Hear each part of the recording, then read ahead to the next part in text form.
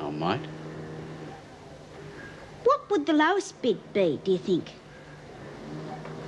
What? Come on, I didn't come here to talk about cartage tenders, but you obviously did. Oh, well, you see, it's my sister, and she's got 6 kids, and her bloke's out of work. And he just happens to be an owner-driver. Yeah, and he'll lose the van if he doesn't get something soon. Yeah, well, if I tell you, will I get something soon? And I mean soon, we've only got a few minutes. Yeah, all right. Yeah, well, the lowest tender so far is $300. Now, what are you going to give me?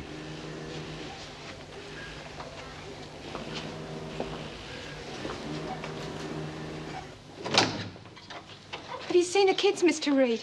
No, I haven't, Gail, but Mrs. Jackson's seen them. Your husband's got a woman in to take care of them. Who? Gail, the children are fine. Now, sit down. Your solicitor's here. Bring them in, please. How long's all this going to take? Well, the courts won't rush things in a custody case. They'll take a close look at the track records of both parties involved before making a decision. Particularly when the future of 3 children is at stake. How old are they, Mrs. Summers? Gail, this is Mr. Robards, your solicitor. You do everything he tells you, and you'll be fine. Katrina's 5, and Jason's 3, and the baby's just a year. The husband is claiming custody. Yes. He must have a pretty good case, then. What makes him so confident? I know about the child assault. Is there anything else? Yes, he's claiming chronic instability. How long have you been married, Mrs. Summers? This time or last time? You were married before? What happened then? Just didn't work out. 2 failed marriages, that isn't good. What went wrong? Were you, well, didn't you like being tied down? No, it wasn't bad. Were you bored with the housework? No, I like a clean house. Would you rather have been out drinking with the girls? No, look, I'm not a boozer. You mean you weren't drunk when you attacked young Jason? Look, I don't want him for a lawyer. He's not going to help me. Gail, you could face worse than that at the hearing. They're out to prove that you're an unfit mother. Yeah, and so's he. No, he's not. In 30 seconds, he's established that you're not a drunkard and that you don't neglect your home. Now, please sit down, and believe me, he knows what he's doing. But they asked me about Jason. I won't know what to say. I heard him. Mrs. Summers, the magistrate knows his arithmetic. 3 sick children, 5 and under, in a small flat. How do you know they get sick? At that age, there's always one down with something, especially when the mother is short of money to feed and clothe them adequately. Yeah, well, Tim always spent more on beer than he did on us. Did he help you with the children? He's hardly ever home. On the other hand, you were never out of the house. What happened to young Jason was almost inevitable, Gail. May I call you Gail? It's an established pattern in our community, child abuse. Everybody expects a young, inexperienced girl to be a good mother, but nobody bothers to train her. When she does lash out at the child, it's the ultimate crime. So bad, she won't even admit it to herself. But if she doesn't get help, next time she could really hurt the child. I don't see where the help would come from. There is help to be had. Parents Anonymous is one group. You just ring them when the pressure's building up. Yeah, and they send in the police. No. They listen. They advise. They take the pressure off. Now, to get back to the matter in hand, do you really want to keep your children? Yeah, of course I do. Good. Then buck up, and we'll give that husband of yours a run for his money.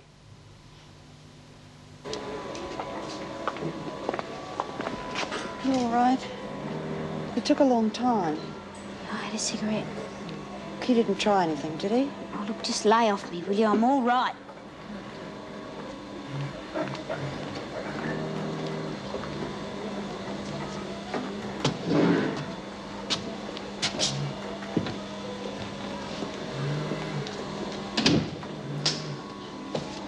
All right, little Miss Panic Merchant, there's your money.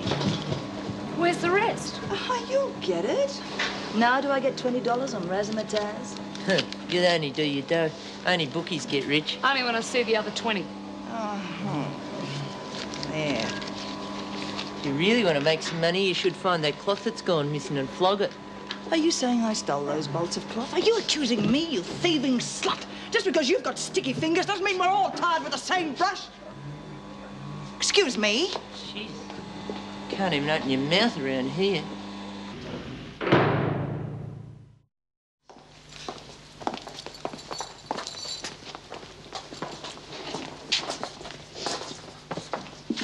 Handspan, 5 to 1. Don't muck about with the ticket, because I can remember what I put. Miss Bennett, can I have my phone call now? What do you mean, your phone call? We're allowed one a week. You can have it in the morning. Oh, I've got to have it now. Mrs. Davidson said it was all right for me to ring Kevin during rec time. I'll ask the governor, but don't be surprised if she says no. No. You know we're going to have to get another player. I mean, three-handed poker's about as much good as a three-legged horse. How about you, B? No, thanks. I'm not interested.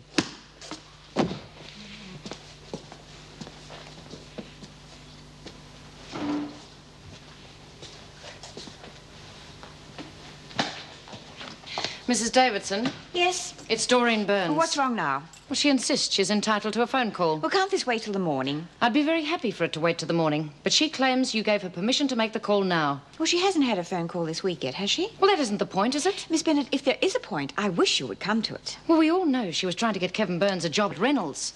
Now, if she'd succeeded, she could have put the whole work release in jeopardy. Do you think she should be allowed to communicate with him under the circumstances? Miss Bennett, we can hardly begrudge the girl a call to her husband. If you'll excuse me for saying so, I don't think we should indulge her.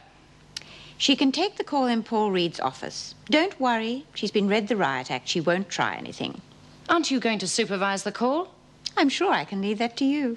Good night, Miss Bennett.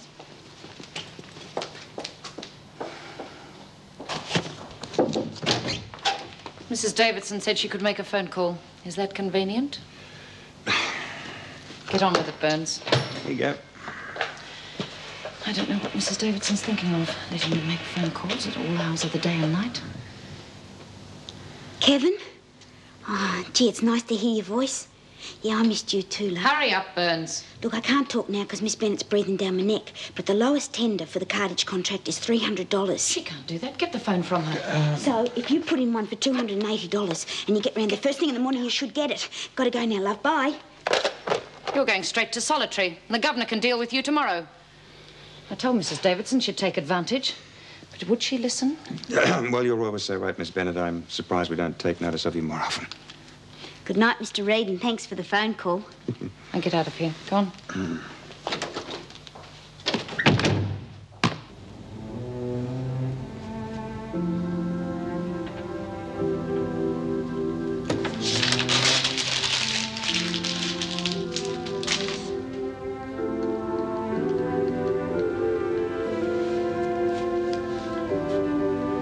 Dear Ken, it was really great to get your letter. It's the first real letter I've ever had in here. I didn't expect to be remembered, but I must say I rather like it. It sounded so much like you, too. Straight from the shoulder, and no bulldust. You're really going to have to forgive this note. I'm a bit out of practice after all these years, and I always did write like a camel waltzes.